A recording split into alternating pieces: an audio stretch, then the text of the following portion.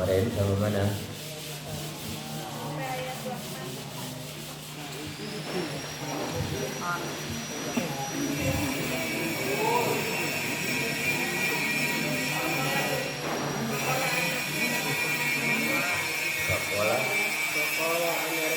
Faqala ana rabbukumul a'la. Dari mulai dulu ya. A'udzu billahi minasy syaithanir rajim. Bismillahirrahmanirrahim.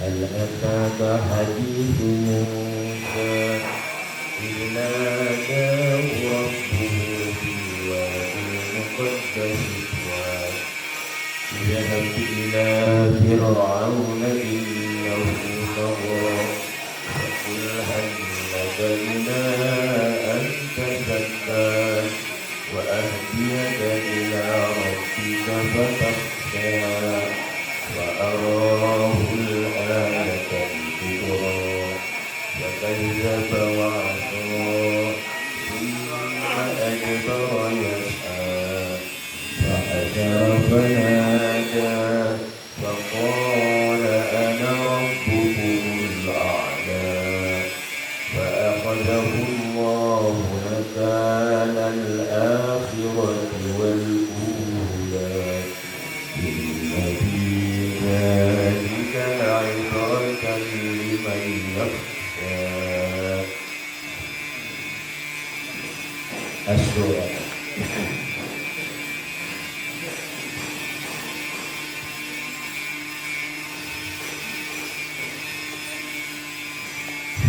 Wa arahul ayatal kubra. Maka Allah akan memperlihatkan kepada Nabi Musa ayat al-kubra, ayat-ayat yang besar. Ayat di sini maksudnya adalah mukjizat. Minal ayatil tisni, dari ayat-ayat yang 9.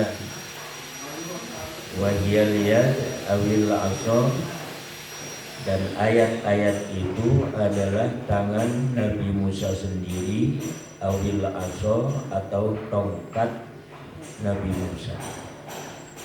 Ini cerita tongkat Nabi Musa ini. Jadi pada suatu saat Nabi Allah Musa alaihi salam pesantren di Madian, di rumahnya Nabi Allah Syuaib alaihi salam, dan sekaligus diangkat menjadi menantunya oleh Nabi Allah Syuaib alaihi salam. Kerinduan dari seorang Nabi Allah Musa alaihi salam terus menerus ingin kembali pada tanah kelahiran dan ibunya, sehingga ketika berada di Madian, Nabi Allah Musa alaihi salam selalu memohon kepada Allah untuk bisa kembali pada tanah kelahirannya di negeri Mesir. Dan ketika mengajukan pertanyaan kepada mertuanya, bapaknya ya, Nabi Allah Syuaib, ingin kembali ke Mesir, lalu ditahan dulu oleh Nabi Syuaib, jangan dulu, sebelum kami beri bekal terhadap kamu. Gembalaan kambing yang jumlahnya hampir 1000, kalau tahun ini beranak betina semua, maka adalah untuk kamu. Bilalah kambing-kambing yang jumlahnya mendekati 1000 itu pada tahun itu melahirkan anaknya betina semua, enggak ada terselang laki-laki, betina semua. Ya, sudah 1 tahun. Dan kalau tahun ini kambing-kambing ini melahirkan anaknya ini jantan semua, maka semuanya untuk kamu sebagai upah menggembala. Bilalah bahwa pada tahun itu, tahun kedua, Nabi Musa memperoleh anugerah. Kambing-kambing yang perempuan itu melahirkan jantan semua. Jadi sudah, kalau 900 lebih, sudah 1.800 kambing. Nah, ini bekal kangjeng Nabi Musa mau kembali bersama anaknya Nabi Allah Syuaib yang perempuan dan sekaligus sebagai istrinya ke negeri Mesir. Dan ketika saatnya pulang, Nabi Musa ini disuruh mengambil tongkat di kamarnya Nabi Syuaib alaihissalam. Itu ambil dulu tongkat di kamar katanya, untuk biasa menghalau kambing-kambing yang terlepas dari kelompoknya. Ketika masuk kamar, banyak tongkat, ada belasan. Tapi anehnya Nabi Allah Musa alaihi salam mengambil tongkat sebagaimana kemauan, dan tangan ini seperti terarahkan dengan mudah. Begitu keluar, diperlihatkan kepada Nabi Allah Syuaib, waduh katanya, jangan sini, tongkatnya jangan sini. Udah ambil lagi yang lain, ini taruh tempatnya. Kembali lagi Nabi Allah Musa alaihissalam ke kamar Nabi Allah Shu'aib dan mengambil tongkat yang lain. Tapi anehnya tangan ini susah diarahkan mengambil tongkat yang lain selain tongkat yang pertama tadi. Susah. Akhirnya dengan diambil lagi tongkat yang pertama, diperlihatkan lagi kepada Nabi Allah Shu'aib. Kata Nabi Allah Shu'aib, jangan ini tongkatnya, taruh lagi di sana, ambil yang lain, pilih yang lain. Kata senangnya. Akhirnya ditaruh lagi. Tapi terjadi keanehan, anehnya tangan ini kepada yang lain susah digerakkan.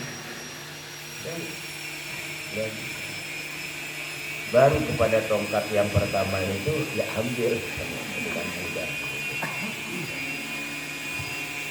Dan tongkatnya lumayan, lebih tinggi daripada Nabi Musa berdiri. Ketika ketiga kalinya diperlihatkan tongkat tersebut, Nabi Shu'aib alaihi salam merasa bahwa ini mungkin sudah seharusnya pindah tangan.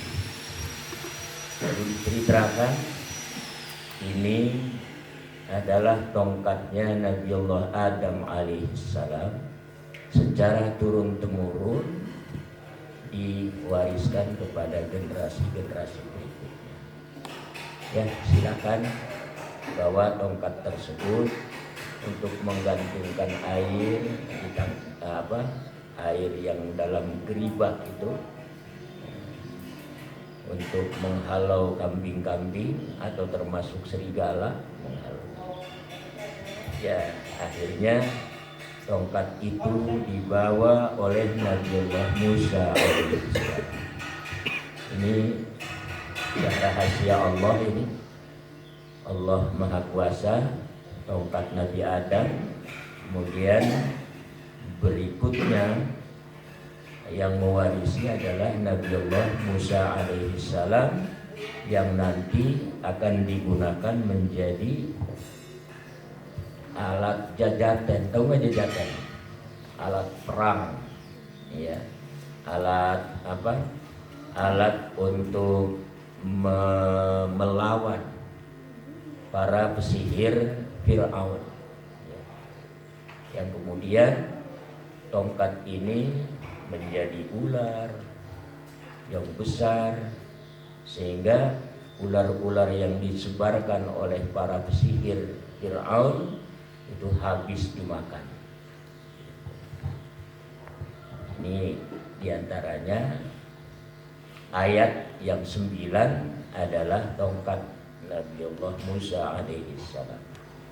Yang kedua, tongkat Nabi Musa pada saat-saat kritis. Nabi Musa berserta kaumnya, orang Bani Israel, dikejar tentara Fir'aun, sudah ada di pinggir Laut Merah. Kembali berarti berhadapan dengan pasukan yang demikian besar, sedangkan maju terhampar laut, tidak ada pilihan lain. Jibril alaihissalam mewahyukan anidrib bi'asokal bahar, supaya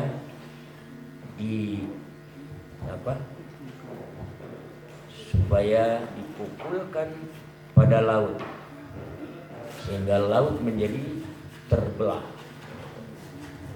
dan terbuka jalan bagi orang-orang Bani Israel yang kemudian masuk pada laut yang terbelah itu dengan nyaman, tidak terkena air, dengan jalan yang agak licin, dan selamatlah di sebelah sana, yang kemudian bertempat di negeri T. Tentara Firaun ketika mengejar, lalu tiba-tiba laut itu menutup deras, sehingga mereka karam semua. Mereka ada di dalam laut dan mati semua. Masya Allah, ini yang mukjizat ya. Itu sekian aja dulu cerita Nabi Musa, penggalannya gitu ya, tentang tongkat Nabi Musa.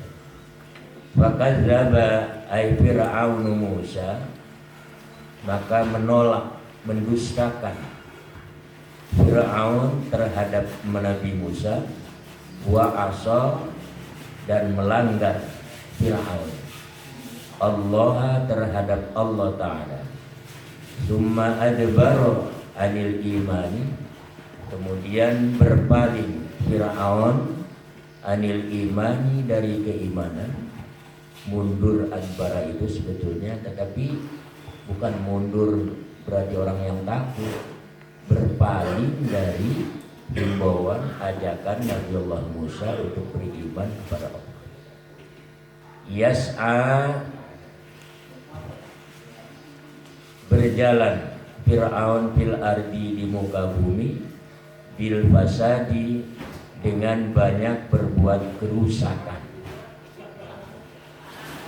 Fahasyara fanada, maka Fir'aun mengumpulkan, hasyaron, mengumpulkan Fir'aun jama'as sahrati, sekelompok para pesihir.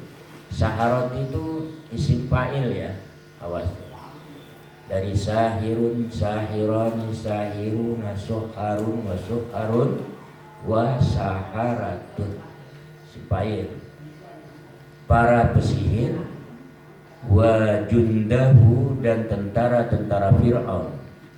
Fanada, maka berserulah Fir'aun. Faqala, berkata Fir'aun, ana rabbukumul a'la. Fir'aun menghimbau, berkata kepada rakyatnya di bumi Mesir, ana rabbukumul a'la, aku ini adalah Tuhan kamu yang paling tinggi, yang paling hebat. A'la di sini paling tinggi, paling hebat. Aila rabba fauqi, tidak ada Tuhan di atas aku. Hebat ini ya. Ini termasuk seorang raja yang zalimna, alhamdulillah, minal jurid setan.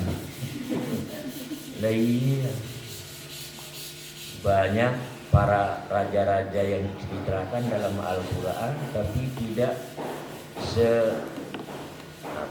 sedahsyat Fir'aun ini kezalimannya, sampai-sampai dirinya mengangkat diri sebagai Tuhan bagi rakyat Mesir.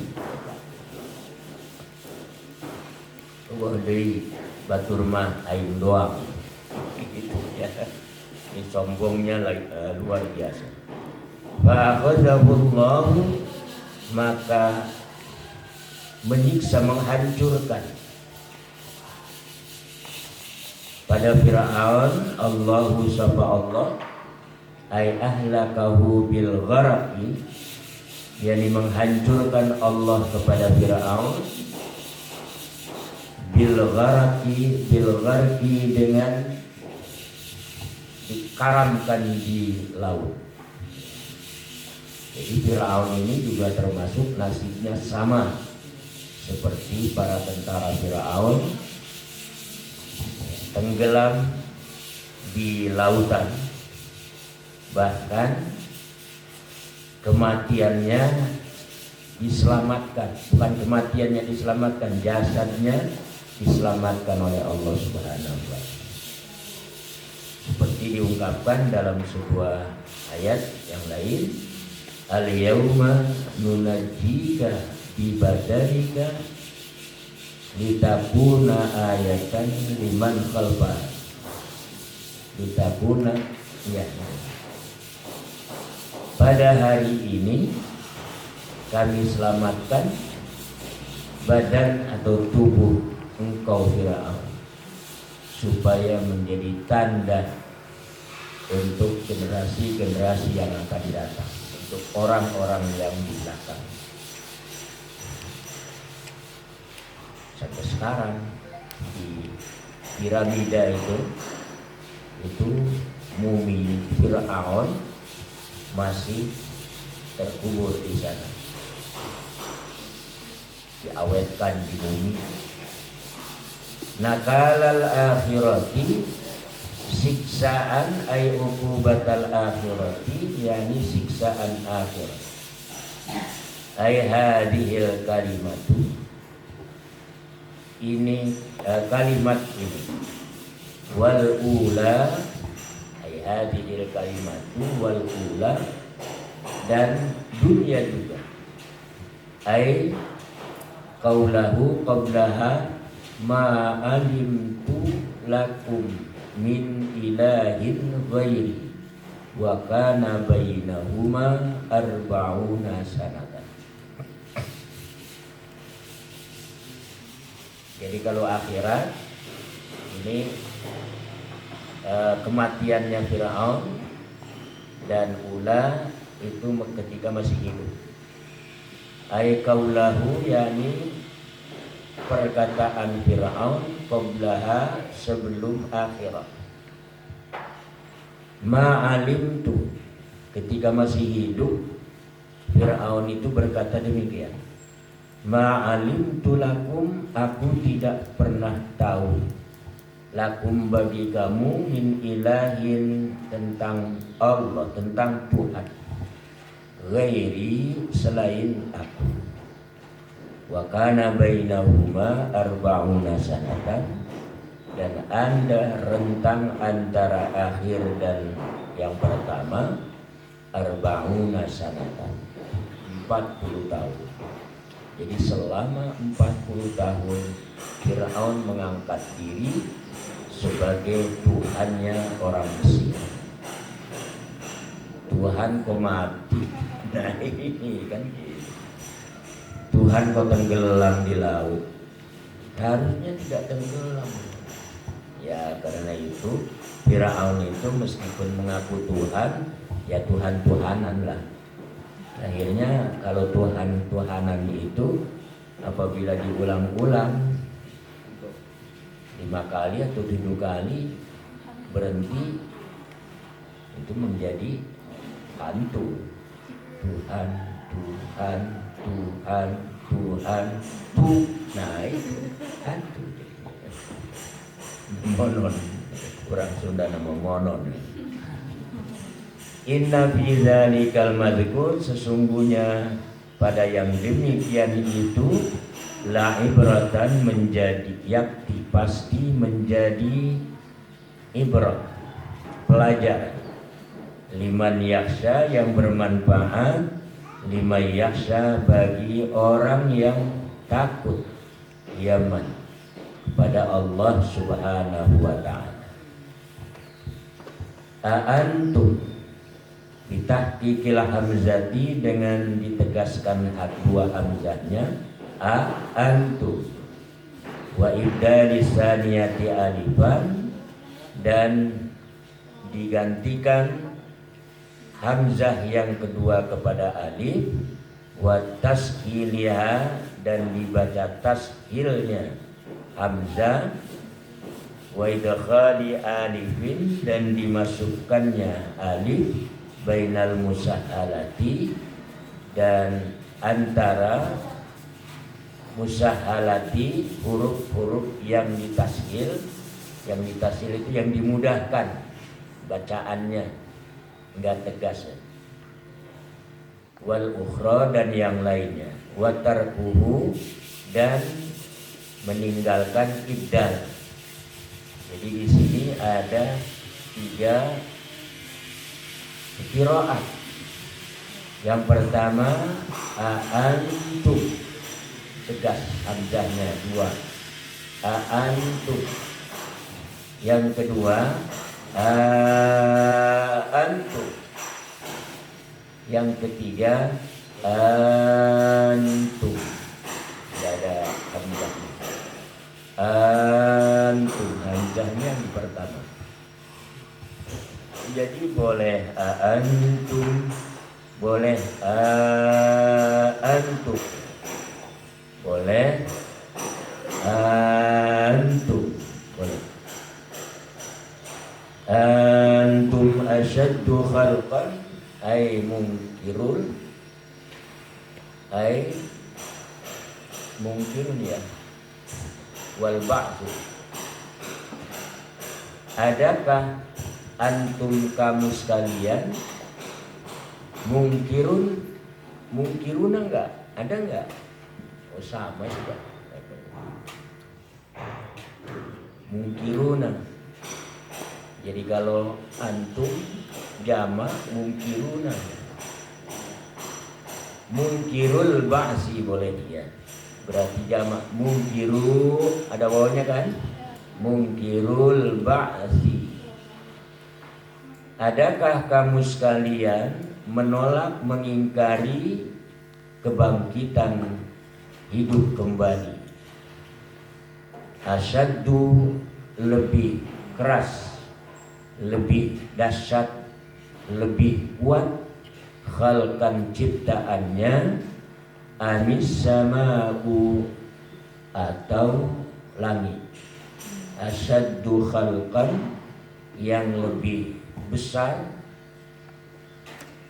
khalqan kejadiannya atau ciptaannya. Nah, ini Allah menantang kepada manusia, termasuk manusia Fir'aun. Apakah kamu yang hebat? Apakah langit-langit ini yang dibangun oleh Allah yang hebat? Ay asyaddu khalqan banaha, yakni lebih besar ciptaannya, lebih kuat ciptaannya, banaha yang dibangun oleh Allah terhadap langit. Ay bayanun li kaifiyati khalqiha, yakni penjelasan bagaimana diciptakannya langit. Ini bagaimana diciptakannya langit. Rafa'a samkaha, Allah angkat samkaha seperti atapnya langit.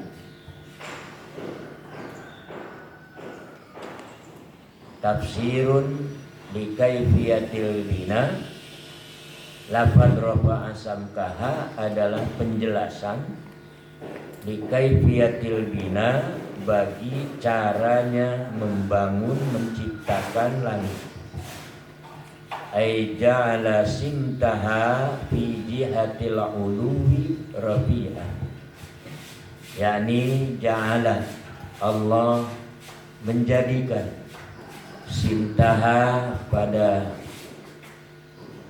benda langit, simtaha benda langit yang luas itu fi jihatil uluwi, di arah atas, rafi'an yang ditinggikan,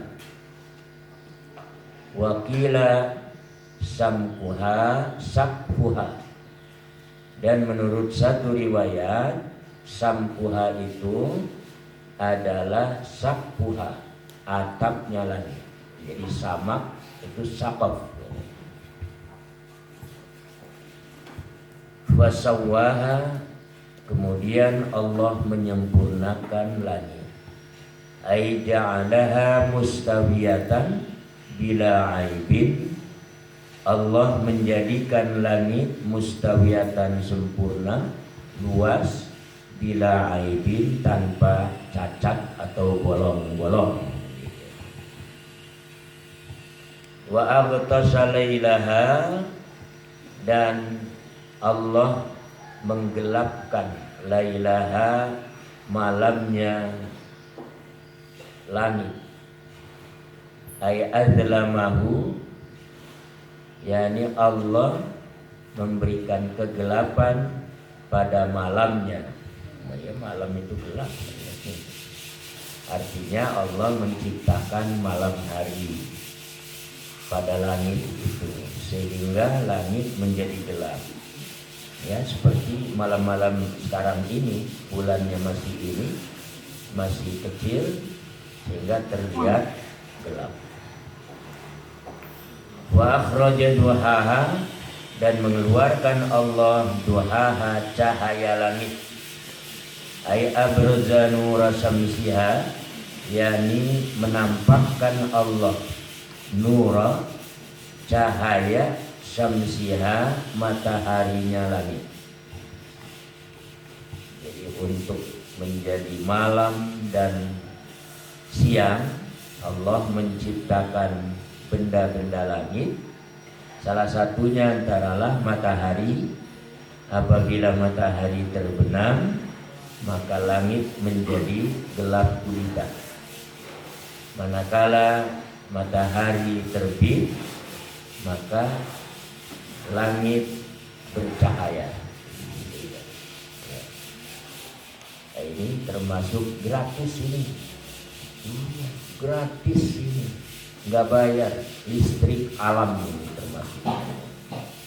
Coba kalau kehidupan terlalu gelap aja, malam hari aja, waduh, itu banyak yang jendol itu tarang. Beleduk deui, dan akhirnya mahal, memerlukan lilin berpuluh-puluh ton. Ini termasuk anugerah Allah kepada penduduk bumi.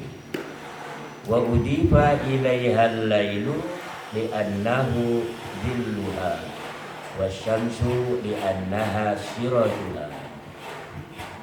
Dan disandarkan ilaiha kepada langit al-lailu, malam hari, li'annaha dhilluha, karena sesungguhnya malam itu adalah dhilluha, bayang-bayang langit. Wasyamsu li'annaha sirajuha, dan disandarkan matahari. Wa akhraja duhaha li'annaha, karena sesungguhnya matahari, sirajuha adalah pelitanya malam hari, pelitanya langit, dia hanya pada langit. Lampunya, siraj itu lampu, pelita ibarat. Wal arda ba'da zalika dahaha, dan Tuhan menciptakan bumi ba'da zalika, setelah langit. Dahaha, Allah menggelar bumi. Haknya pada al-ardu. Ai basataha, yakni menggelar Allah pada bumi. Wa kanat makhluqatan qablas samai, dan ada bumi itu diciptakan qablas samai, sebelum langit. Min ghairi dahwin, tanpa bentangan permukaan. Dahwin.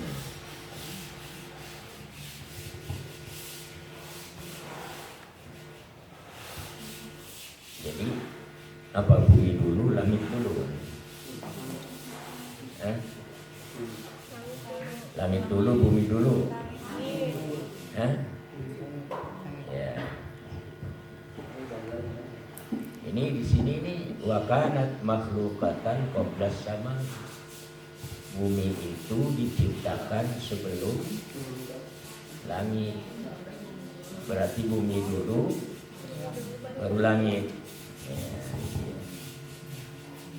Wes, itu adalah kaifiyah yang susah dipahami oleh kita. Kemudian yang termasuk kata-kata langit itu mana? Apa ini langit itu yang terbentang luas di atas kita? Dan nanti ini pembahasannya di tafsir as-sama, di tafsir yang menerangkan tentang benda-benda langit. Nanti ada kata sama, as-sama, ada kata samawat, ada kata al-ardu. Ada 3 kata ini perlu diperhatikan. Akhraja, mengeluarkan Allah. Ay halun bi idmarin qad ay mukhrijan. Hala jumlahnya menjadi hal, bi idmari qad dengan menyimpan huruf qad, menyimpan lafaz qad ay qad akhraja. Sesungguhnya Allah telah mengeluarkan, ay mukhrijan yang mengeluarkan, minha dari bumi itu sendiri, ma'aha air bumi, ma'aha air yang di bumi. Emang air ada berapa? Ada berapa? Kalau itu fikih di takrib ada 7 ya. Air ada 7. Maksudnya air ada 7 itu air yang bisa digunakan untuk bersuci ada 7. Ya. Berarti pernah ngaji takrib nih. Alhamdulillah. Air itu ada 2 yang di bumi itu. 1 air resapan, yang kedua air permukaan. Air resapan itu tuh air yang cara memperolehnya dengan menggali atau dengan dibor. Itu pump itu ya, jet pump itu namanya air resapan. Yang kedua air permukaan. Air permukaan itu adalah air yang ada di permukaan tanah, seperti danau, kali, kali Ciliwung, solokan itu air permukaan. Kalau laut apa? Hah? Air permukaan kan termasuknya. Kalau arti laut apa? Nggak tahu arti laut ya. Manusia yang menghadiri ceramahnya Zainuddin Amjad itu membawa laut. Kira-kira bisa mengerti? Apa? Ya. Laut itu adalah kumpulan air yang banyak. Ngono aja kok susah. Iya, kumpulan air yang banyak. Banyak seberapa? Wallahu a'lam. Silakan ditimba sana.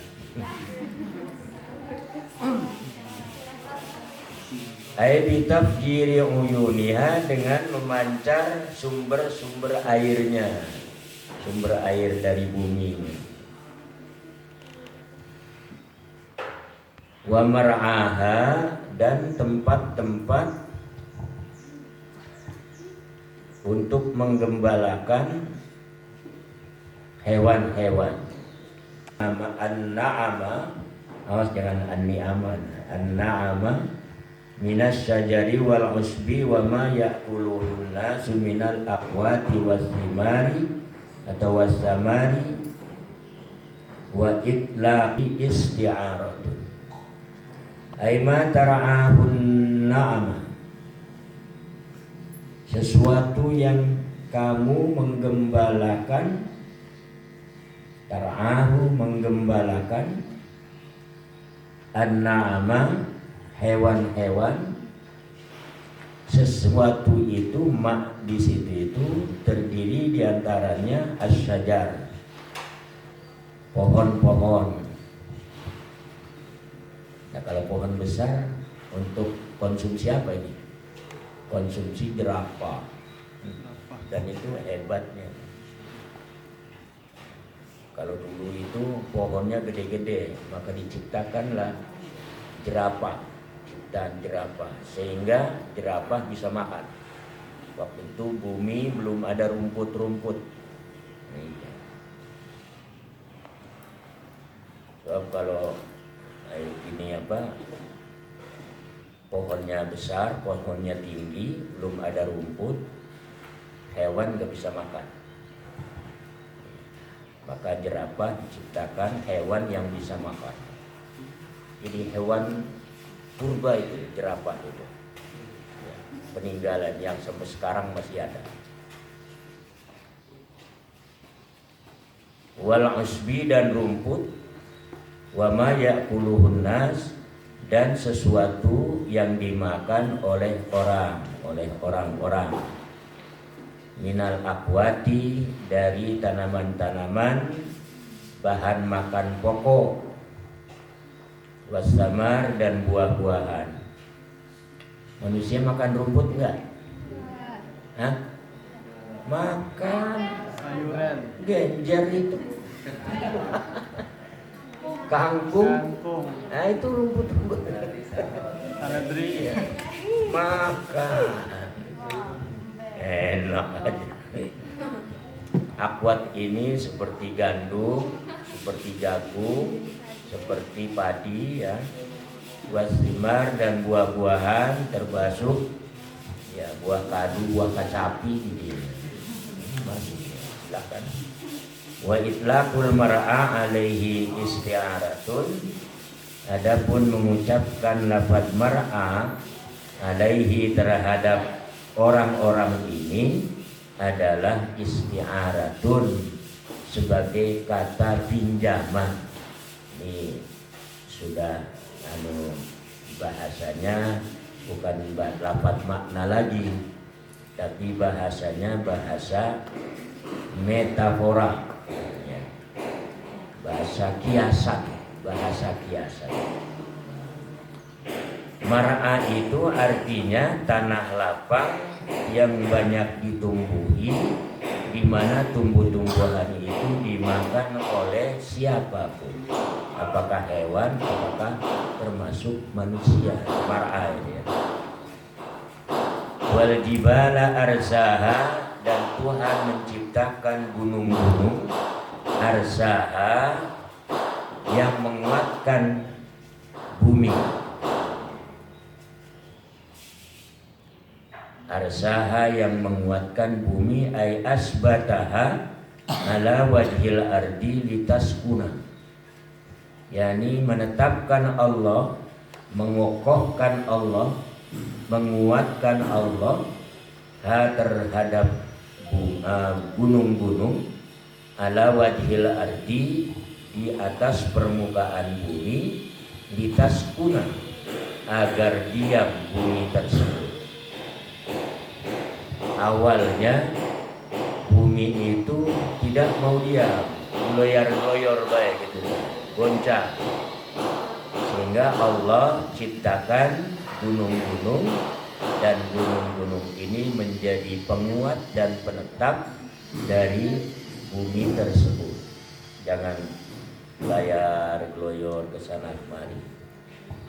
Nah ini apakah peristiwa ledakan-ledakan, sehingga dari akibat ledakan ini, dari gempa-gempa ini, menjadi gunung-gunung tersebut. Wallahu a'lam. Nanti kita jelaskan lagi. Mata'an, sebagai tempat kesenangan hidup. Maf'ulun lahu limuqaddarin, aidzalika mut'atun. Mata'an bisa menjadi maf'ulah. Jadi kalau maf'ulah berarti karena untuk hidup yang menyenangkan. Mata'an karena untuk hidup yang menyenangkan. Jadi bumi memancarkan airnya, bumi menumbuhkan tumbuh-tumbuhan, berbagai tumbuh-tumbuhan, bumi dengan gunung-gunungnya yang terpanjang, itu karena untuk menyenang, untuk kehidupan yang menyenangkan. Bagi siapa? Maf'ulun lahu limuqaddarin, sebagai maf'ul lah bagi fi'il yang disimpan, aidzalika mut'atan, yakni yang demikian itu adalah karena untuk kesenangan hidup. Au masdarun ay tamti'an, atau mataan itu bisa menjadi masdar, bisa sebagai masdar. Mata'a yamta'u mata'an ay tamti'an, matta'a yumatti'u tamti'an, menyenangkan. Lakum bagi kamu, tamti'an menyenangkan atau hidup yang menyenangkan. Lakum bagi kamu manusia, wali an'amikum, dan bagi hewan-hewan kamu. Jam'una amin, an'am itu jamaknya lafaz na'am. Na'am artinya hewan mufrad, wahiyal ibilu wal baqaru wal ghanam, dan an'am itu yang menjadi sumber protein bagi manusia adalah ibil, onta, wal baqar sapi, wal ghanam kambing.